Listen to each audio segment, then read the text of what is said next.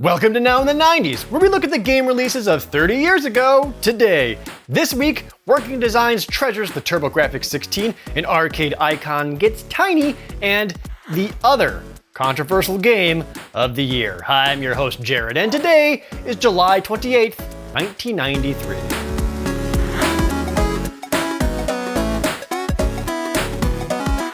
The more obscure console gets an even more obscure RPG. Released at the end of July 1993 was Exile, Wicked Phenomenon for the TurboGrafx CD. Exile Wicked Phenomenon is a side-scrolling action RPG. Continue the story of Sadler as you run, jump, and sword slice your way through multiple dungeons. You can also cast magic spells and switch to other playable characters whenever you wish. Earn experience points for defeating enemies and level up. In between action stages, it's a classic top-down RPG where you can wander around towns, talk to NPCs, and spend your gold on items and equipment. Good luck defeating the final boss. Exile Wicked Phenomenon, also known as Exile 2, was localized and published by Working Designs for the West. Exile began life in Japan as a series called XZR or Scissor, I'm not really sure there. Those were originally made for PC-88 computers in Japan, and the first Exile game is a remake of XZR Scissor 2. The West never got a port or a remake of the original XZR game,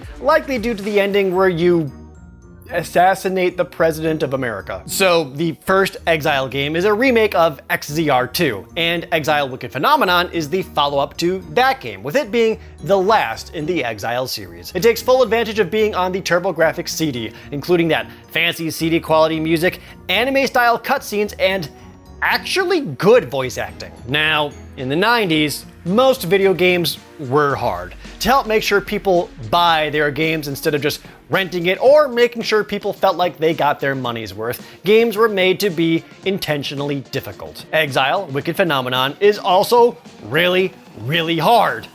But it was a total accident. Working Designs lead programmer and president Victor Ireland explained in a NeoGAF message board that Telenet Japan, the team developing Exile, had made a small programming error when preparing it for the Western release. They literally tried to increase the difficulty of monsters by 1.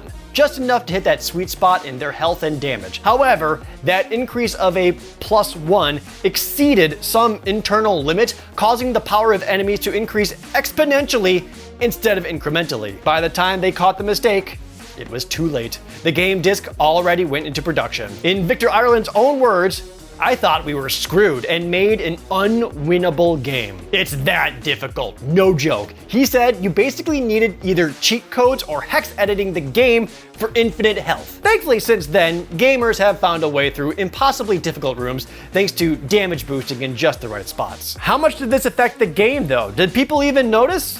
Apparently not. It's still reviewed well. Electronic Gaming Monthly reviewed it in issue 48, awarding it an average score of a 7.5 out of 10, saying it's an easy buy for Turbo CD owners. Exile Wicked Phenomenon is also one of those games that is trapped on the platform. Developer Telenet shuttered its doors in 2007, and then had its licenses purchased by Sunsoft in 2009, who said they plan on finding ways of making their games available for virtual console-like services. That was 14 years ago, and there's been no update since. Nothing helps sell a game like a little controversy. Released in July 1993 for the Sega Genesis was Lethal Enforcers. Lethal Enforcers is a light gun shooting game. Play as a loose cannon cop, pointing your pistol at your TV screen, shooting down like 1,400 robbers and thieves. Don't shoot innocent civilians, find weapon upgrades like machine guns and magnum pistols, and take delight in a surprisingly destructible environment. Defeat bosses at the end of stages, from a guy with a missile launcher to an actual helicopter. And never forget, shoot off screen to reload. Lethal Enforcers began life as an arcade game from Konami in 1992. It used digitized actors for all the in-game characters with real voice lines and 2 brightly colored handgun controllers. Its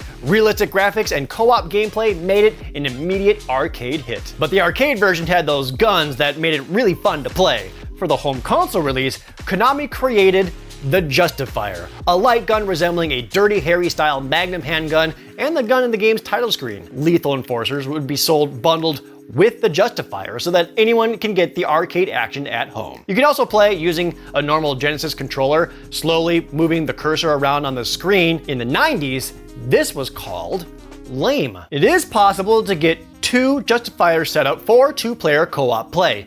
The light gun was never sold separately in stores, so one option was to buy a second full copy of Lethal Enforcers, or you can use a mail-in rebate included in every box to directly order a second Justifier handgun, colored hot pink, just like the arcade version. Those pink Justifiers are understandably quite rare these days. It's lucky that anyone got to buy the game when they could. Its lifelike graphics caught the eyes of gamers everywhere, and also made it an easy target for politicians. The 1993 US Senate debate over realistic depictions of violence in video games is well archived and well known. Everyone remembers the main culprits of the accusations: the realistic-looking, overly violent Mortal Kombat, and, according to politicians, the hypersexual, grotesquely violent Night Trap. There was a third game that got their jimmies ruffled because of realistic-looking game characters, and it was Lethal Enforcers, especially since it came with a plastic handgun controller, which, according to them, was training kids on how to shoot cops. This caused Lethal Enforcers to get temporarily pulled from store shelves around Christmas time 1993. In Sega's defense, this was also around the time that Sega created their own software ratings board, before the creation of the ESRB. Sega themselves rated Lethal Enforcers with an MA17 rating, the equivalent of a mature rating today. All that aside, Lethal Enforcers ruled. It was one of my favorite arcade games as a kid. I popped in way too many quarters into it and even played through it recently on my gameplay channel. Reviewers also loved the game. UK magazine Mega reviewed the game with a 74%, liking the game but noting that it costs a lot since it came with a light gun. GamePro magazine gave it perfect scores. Lethal Enforcers would also see an upgraded Sega CD version in the winter of 1993, keeping the arcade music and the voice lines. The Super Nintendo would also get Lethal Enforcers complete with their own light gun in early 1994. The Genesis would also get a port of the lesser-known Lethal Enforcers 2: The Gunfighters, which is more the same, but now in the Wild West. Take one of the biggest breakout hits of 1992, but make it tiny. Released at the end of July 1993, was Mighty Final Fight for the NES. Mighty Final Fight is a side-scrolling beat-em-up. Play as Mike, Hagar, Cody, or Guy going through the streets of Metro City and beating the crap out of everyone who comes your way. Punch, grab, and combo your way through tons of enemies in 5 levels. Pick up weapons, use special moves, and defeat bosses at the end of every stage to save Hagar's daughter Jessica from the evil Mad Gear Gang. Mighty Final Fight has a couple of features not found in other home versions of Final Fight.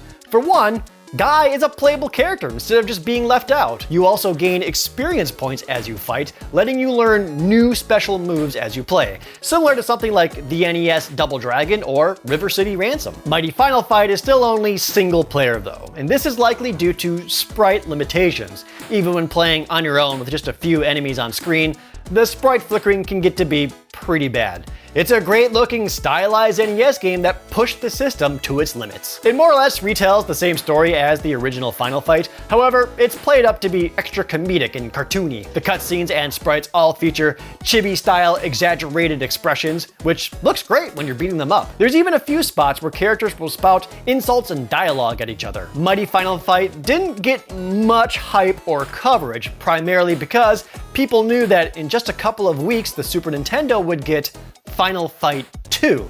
Still, this was a solid game offered to NES owners who still wanted something new to play. Nintendo Power Volume 50 featured the game with a walkthrough, and Electronic Gaming Monthly was the first to break news of the game's existence in its March 1993 issue. Both magazines also reviewed it. Nintendo Power awarded it an average score of a 3.2 out of 5, and EGM gave it an average score of a 7 out of 10. With it released so late into the NES's lifespan, Mighty Final Fight has gone on to become very rare. It thankfully did get one port though. In September 2006, Capcom released Capcom Classics Mini Mix for the Game Boy Advance. It includes the NES versions of Bionic Commando, Strider, and Mighty Final Fight, and it was only ever released in North America. For all the smaller games of the week, but just as mighty, here's Editor Dylan. Smaller is right, because we got nothing but Game Boy releases this week. First up is Muhammad Ali Heavyweight Boxing, and while it's nothing special in the gameplay department, I literally won by holding down 2 buttons for the entire match. Get a load of the pseudo 3D ring movement. The animations aren't too bad either. So what do you get when you win? Look out, he's gonna eat you! Felix the Cat was already covered on the NES in our October 7th, 1992 episode. And if you like that one, I recommend you give this Game Boy version a shot because it's basically the same thing. So it's just as good if you're down for a handheld romp. The final game released this week was Speedy Gonzales. He's the only one of the Looney Tunes with an established place of origin in a specified country. I mean, besides Taz, who's Tasmanian and lives in Tasmania. But Speedy has a fleshed out heritage and culture from a place that you could physically go to if you take the correct turn at Albuquerque, which is I-25 South, everyone knows that. And the map in the game is based on North America. You got Canada up top, obviously gonna be the obligatory ice level. I assume Forest is based on the Rocky Mountains. There's the Western themed countryside. Scratch that, it's a country themed Western side, my bad. And of course we have desert in the south, clearly where Mexico is supposed to be. I wonder what they call the East Coast. I'll bet you 5 Steam codes it's New York themed, probably just called City or something. What? Wait, what? Mexico? As in the country of Mexico? Huh.